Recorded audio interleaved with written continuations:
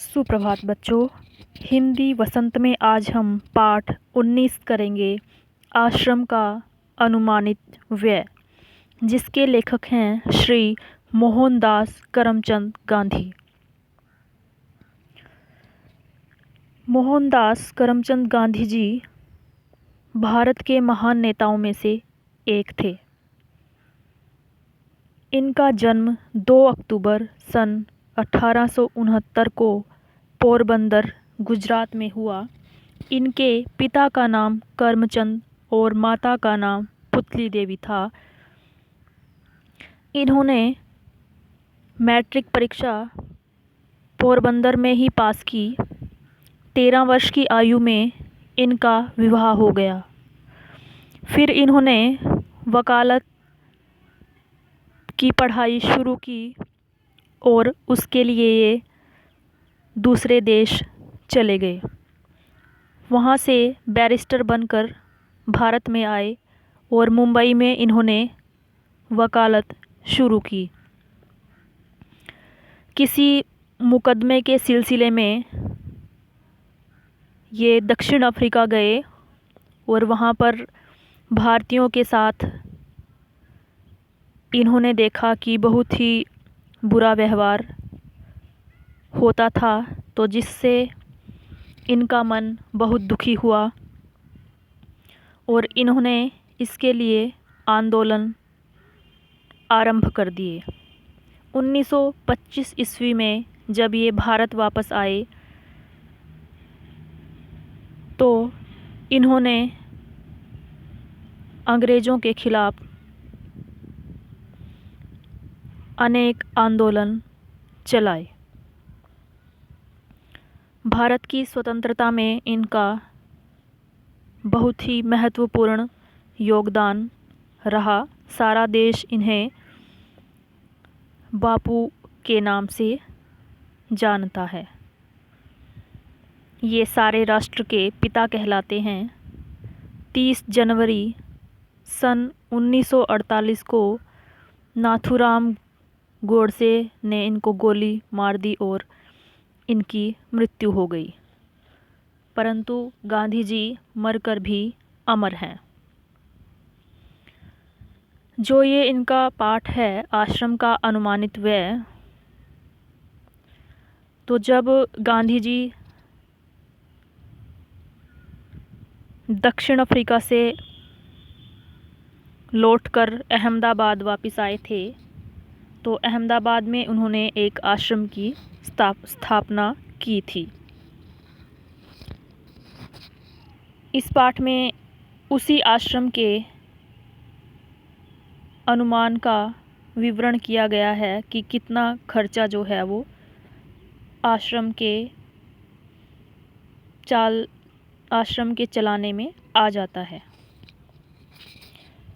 तो चलिए पढ़ते हैं पाठ 19। आरंभ में संस्था में 40 लोग होंगे। कुछ समय में इस संख्या के 50 हो जाने की संभावना है। हर महीने औसतन 10 अतिथियों के आने की संभावना है। इनमें 3 या 5 सपरिवार होंगे, इसलिए स्थान की व्यवस्था ऐसी होनी चाहिए कि परिवार वाले लोग अलग रह सकें और शेष एक साथ। तो जो आश्रम है, यहाँ पर शुरू में 40 लोग थे और फिर धीरे धीरे इनकी संख्या 50 हो गई। तो आश्रम में व्यवस्था इस प्रकार से की गई है कि जो परिवार वाले लोग हैं वो अलग रह सकें और जो शेष लोग हैं वो एक साथ रह सकें। आश्रम में 3 रसोई घर हैं। मकान कुल 50,000 वर्ग फुट क्षेत्रफल में बने तो सब लोगों के लायक जगह वहाँ पर हो जाएगी। इसके अलावा यहाँ पर 3,000 पुस्तकें रखने लायक पुस्तकालय और अलमारियाँ होनी चाहिए। कम से कम 5 एकड़ ज़मीन खेती करने के लिए होनी चाहिए, जिसमें कम से कम 30 लोग काम कर सकें। इतने खेती के औजार चाहिए। इनमें कुदालियों, फावड़ों और खुरपों की ज़रूरत होगी। तो गांधी जी इस बात पर बहुत जोर देते थे कि हमें अपना काम जो है वो स्वयं करना चाहिए। तो जो लोग वहाँ पर रहते थे, आश्रम की जो खेती बाड़ी थी वो स्वयं कर सकें, इसलिए सारे औजार वहाँ पर आश्रम में रखे हुए थे।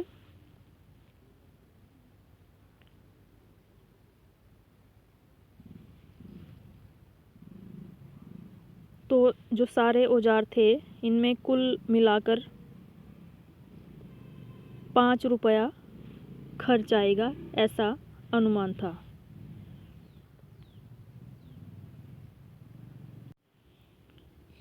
और वो कहते हैं कि जो रसोई का सामान है उसके लिए 150 रुपये खर्च आ जाएगा।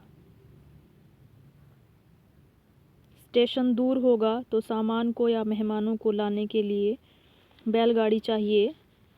मैं खाने का खर्च 10 रुपये मासिक प्रति व्यक्ति लगाता हूँ। मैं नहीं समझता कि हम यह खर्च पहले वर्ष में निकाल सकेंगे। वर्ष में औसतन 50 लोगों का खर्च 6,000 रुपये आएगा। तो यहाँ पर अनुमान लगाया गया है कि एक साल में जो 50 लोग आश्रम में रह रहे हैं उनका जो खर्च है वो 6,000 रुपये आ जाएगा।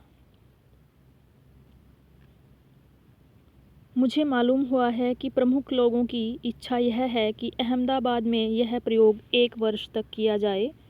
यदि ऐसा हो तो अहमदाबाद को ऊपर बताया गया सब खर्च उठाना चाहिए। मेरी मांग तो यह भी है कि अहमदाबाद मुझे पूरी ज़मीन और मकान सभी दे दे तो बाकी खर्च मैं कहीं और से या दूसरी तरह जुटा लूँगा। अब क्योंकि विचार बदल गया है इसलिए ऐसा लगता है कि 1 वर्ष का या इससे कुछ कम दिनों का खर्च अहमदाबाद को उठाना चाहिए। यदि अहमदाबाद 1 वर्ष के खर्च का बोझ उठाने के लिए तैयार न हो तो ऊपर बताए गए खाने के खर्च का इंतज़ाम मैं कर सकता हूँ। चूँकि मैंने खर्च का यह अनुमान जल्दी में तैयार किया है इसलिए यह संभव है कि कुछ चीज़ें जो हैं वो मुझसे छूट गई हों। इसके अतिरिक्त खाने के खर्च के सिवा मुझे स्थानीय स्थितियों की जानकारी नहीं है, इसलिए मेरे अनुमान में भूल भी हो सकती है। आगे वो कहते हैं कि यदि अहमदाबाद सब खर्च उठाए तो विभिन्न मदों में खर्च इस तरह होगा। किराया बंगला और खेत की ज़मीन, किताबों की अलमारियों का खर्च, बढ़ई के औजार, मोची के औजार, चौके का सामान, एक बैलगाड़ी या घोड़ा गाड़ी, 1 वर्ष के लिए खाने का खर्च 6,000 रुपया। मेरा ख्याल है कि हमें लुहार और राजमिस्त्री के औजारों की भी ज़रूरत होगी। दूसरे बहुत से औजार भी चाहिए, किंतु इस हिसाब से मैंने उनका खर्च और शिक्षण संबंधी सामान का खर्च शामिल नहीं किया है। शिक्षण के सामान में 5-6 देशी हथकरघों की आवश्यकता होगी। तो अंत में लेखक यहाँ पर कहता है कि मेरा विचार है कि हमें लोहार और राज के औजारों की भी यहाँ पर ज़रूरत पड़ेगी और इसके अलावा दूसरे अनेक औजार भी चाहिए, किंतु इस हिसाब से मैंने उनका खर्च और जो शिक्षा संबंधी सामान का खर्च है वो इसमें शामिल नहीं किया है। पढ़ाने के लिए सामान में 5-6 देसी हाथ से काम करने वाले कारीगरों की ज़रूरत होगी। तो इस पाठ में लेखक ने अहमदाबाद के आश्रम का वर्णन किया है कि एक आश्रम को चलाने में कितना खर्च आ सकता है। धन्यवाद।